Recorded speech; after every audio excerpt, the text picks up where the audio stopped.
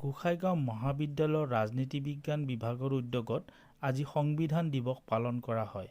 সংবিধান দিৱসৰ লগত সংগতি ৰাখি মহাবিদ্যালয়খনৰ ৰাজনীতি বিজ্ঞান বিভাগৰ মুৰব্বী অধ্যাপক প্ৰদীপ কুমাৰ দাসৰ পৌৰোহিত্যত অনুষ্ঠিত হোৱা সভাত মহাবিদ্যালয়খনৰ ইতিহাস বিভাগৰ সহযোগী অধ্যাপক ডক্টৰ কুমুদ ৰঞ্জন বসুমতাৰীয়ে ভাৰতীয় সংবিধানৰ পিতৃস্বৰূপ ডক্টৰ বি.আৰ. আম্বেদকৰৰ জীৱন আৰু কৃতিৰ ওপৰত বিস্তাৰিতভাৱে আলোকপাত কৰি ভাষণ প্ৰদান কৰে।